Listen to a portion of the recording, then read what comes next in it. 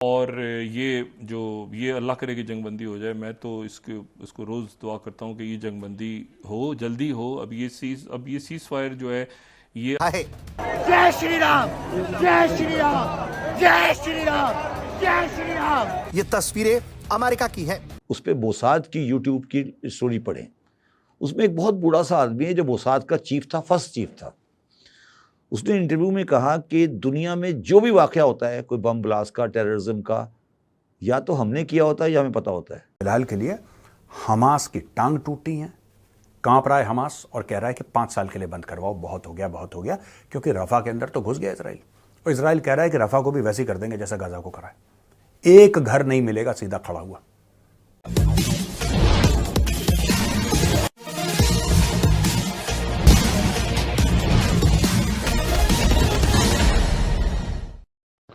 America में Hamas के समर्थन में छात्र आंदोलन उग्र होते जा रहा है। इसी बीच इजराइल के समर्थन में भी अब छात्र सड़क पर आने लगे हैं और जो इजराइल के समर्थन में छात्र आ रहे हैं वे जय श्री राम का नारा लेकर आ रहे हैं। आखिर क्या कारण है कि इजराइल के समर्थक जय श्री राम का नारा अमेरिका में लगा रहे हैं?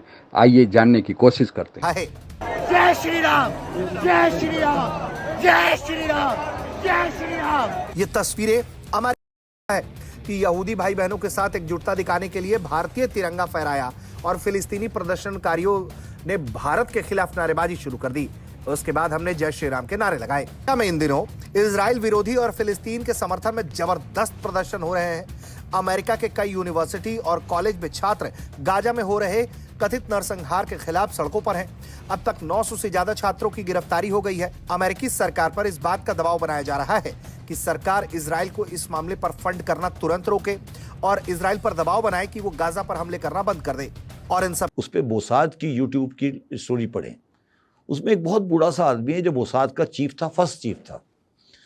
उसने इंटरव्यू में कहा कि दुनिया में जो भी वाकया होता है, कोई बम ब्लास्ट का, टेररिज्म का, या तो हमने किया होता है या हमें पता होता है।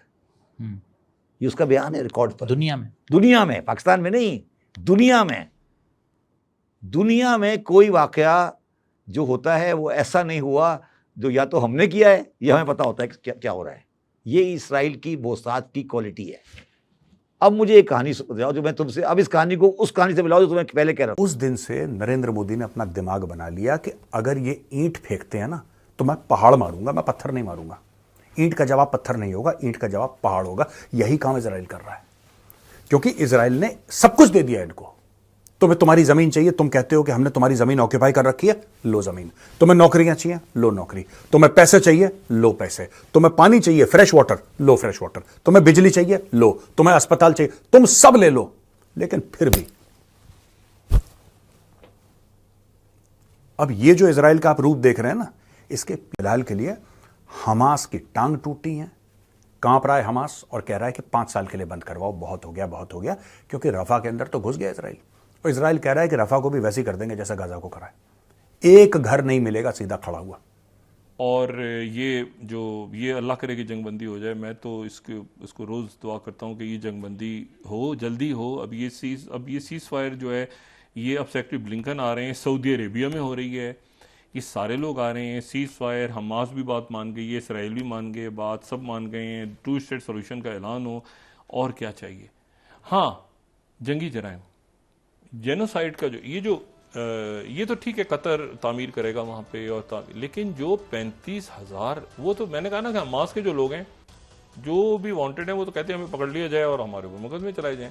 मगर ये जो कत्लेआम हुआ है इसका क्या होगा? इसको कैसे मतलब जाने दिया जाएगा कि या 35,000 बच्चों की इज्तिमाई लाशें, और इसलिए तो खींच रहा है वो नतन। या तो हमने किया होता है या हमें पता होता है।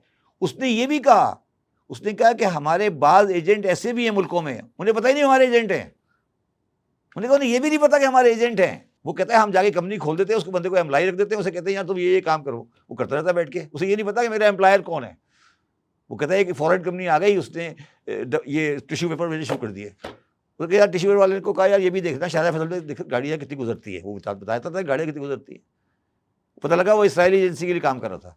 तो मैं ये समझा रहा हूँ, इसराइली वो एजेंसी मोसाद जो कि दुनिया को कंट्रोल करती थी, उसके अंदर घर पे मार दिया उन्होंने। और अभी ईरान ने 300 मिसाइल मार दिए, एक बंदा भी, एक मिसाइल भी सही जगह जाके नहीं लगा, उनका एक मिसाइल आके असफान में सही जगह नहीं लगा। मुझे तो ये कहानी समझ नहीं आ रही। तुम्हें आ रही है? तुम्हें आ रही है समझ? नहीं, समझ तो बहुत सारा झोल है तो सर। फिर उस झोल को मैंने तुम्हें पहले सवाल में क्लियर कर दिया ना। इसके फायदे और नुकसान क्या हैं? खालिद अल हय्या ने यह बोला है कि अगर इजराइल के साथ बातचीत हो जाती है तो हम होस्टेजेस जो हैं, बंदी बना के रखे उन्होंने अभी भी 100 से ऊपर, उनको हम छोड़ देंगे। दूसरी बात उसने ये बोली है बड़ी इंपॉर्टेंट कि 5 साल या उसके ज्यादा के लिए हम इजराइल के साथ सीज फायर डिक्लेयर कर देंगे, हम इजराइल के साथ लड़ेंगे नहीं। तीसरी चीज वो कहता है कि यह सब तब होगा जब 2 स्टेट सोल्यूशन एक्सेप्ट हो जाएगा, और सबसे बड़ी बात यह है कि 1967 से पहले वाले जो बॉर्डर है, 1967 वॉर जो हुआ था ना, जिसको हम लोग 6 डे वॉर भी कहते हैं, मैंने कई बार बता चुका हूं आपको, 5 मुल्कों ने एक साथ मिलकर, 5 देशों ने एक साथ मिलकर इजराइल के ऊपर हमला करा। इजराइल ने दौड़ा दौड़ा के मारा 5 को। ये आए थे इजराइल की जमीन हथियाने के लिए, ये 5 मुल्क मिलके, कि हम इजराइल को ठोकेंगे।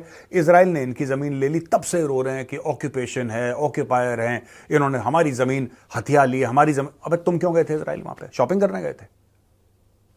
यही चीज है, ये विक्टिमहुड का नैरेटिव है। तुम पहले इजराइल को अटैक करो, जब इजराइल मारे फिर तुम रो कि हमारे साथ तो बड़ी जात। अब तुम क्यों गए थे अंदर? वहां पे मार तो पड़ेगी। फिर जब मारता है बंदा जवाबी कार्रवाई में जब बंदा मारता, फिर आपको ये नहीं बोल सकते कि भाई मैंने आपको एक थप्पड़ मारा था, आप भी मुझे एक ही मारना।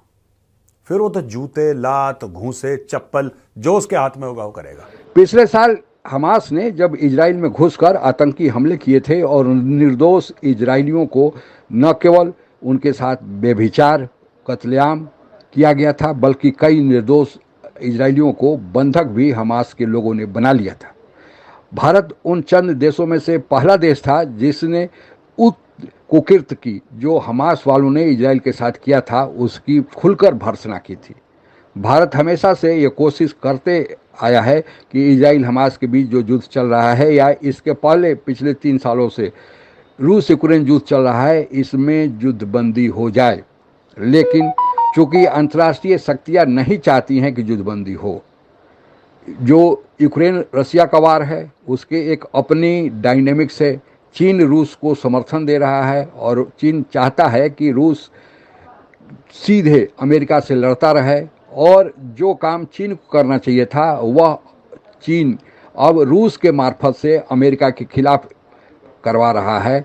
और दूसरी तरफ यहाँ भी अमेरिका इजराइल के पीठ पर खड़ा है, इसलिए यहाँ भी अमेरिका फंसा हुआ है। लेकिन भारत का इन सभी देशों से अच्छे ताल्लुकात हैं, और लेकिन भारत अपनी तरफ से भरपूर कोशिश किया कि यह युद्ध रुके, लेकिन इजराइल भी तुला हुआ है कि हमास वालों को फुल और फाइनल गाजा पट्टी से निकाल कर ही दम लेगा। 56 मुस्लिम देश हैं, कोई भी सामने आगे नहीं आ रहा है। ईरान केवल एक आगे आ रहा है, लेकिन ईरान अपने प्रॉक्सियों के जरिए जो आतंकी हमास, हिजबुल्लाह और हुतियों को पाल रखा है, उनके द्वारा ही इजराइल से लड़वा रहा है, लेकिन अपने खुद सामने नहीं आ रहा है। ईरान तब सामने आया जब सीरिया में इजराइल के दूतावास पर हमला हुआ, लेकिन उसके पहले तक ईरान केवल पर्दे के पीछे से काम कर रहा था।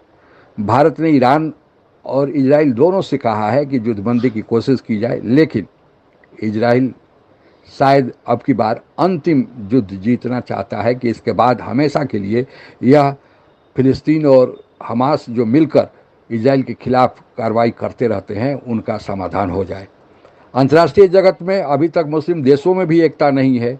मुस्लिम देश चाहते हैं कि 2 स्टेट सोल्यूशन, यानी एक देश इजराइल हो और दूसरा फिलिस्तीन हो, लेकिन अब इजराइल शायद वह कंसेशन देने के मूड में नहीं है और कहता है कि एक देश होगा, चाहे इजराइल रहेगा या फिलिस्तीन रहेगा। अमेरिका भी 2 स्टेट सोल्यूशन चाहता है, लेकिन अभी युद्धबंदी का सवाल है कि जो लगातार निर्दोष लोग मारे जा रहे हैं उनको रोका जाए, उन्हें बचाया जाए। हमास ने यह सोचा नहीं था कि इजराइल इतने बड़े पैमाने पर नरसंहार की ओर उतर जाएगा। हमास ने सोचा था कि उसके हमले के तुरंत बाद 56 मुस्लिम देश है और अंतर्राष्ट्रीय शक्ति आकर बीच बचाव करेगी और इजराइल के कहर से उन्हें बचा लेंगी, लेकिन ऐसा होता नहीं दिख रहा है। अब तो पाकिस्तान के अलावे बहुत सारे मुस्लिम देशों में आंदोलन हुए, लेकिन सबसे ज़्यादा आंदोलन तो अब यूरोपियन और अमेरिका में हो रहे हैं, और अमेरिका में जो यूनिवर्सिटी के छात्र हैं वे सड़क पर उतर रहे हैं। पहले लगा कि केवल हमास के समर्थन में ही छात्र हैं, लेकिन अब इजराइल के समर्थन में भी छात्र सामने आ रहे हैं। और जब इजरायली समर्थक छात्र जय श्री राम के नारे लगा रहे हैं, तो अब लगता है कि भारत में जो यह राम मंदिर का शिलान्यास हुआ है और जय श्री राम हुआ है, अब एक अंतर्राष्ट्रीय स्तर पर यह नारा सामने आकर आया है। चाहे युद्ध हो या शांति, सबको कोई न कोई पक्ष भारत के साथ मिलकर ही आगे बढ़ता है। आज के लिए बस इतना ही। जय हिंद।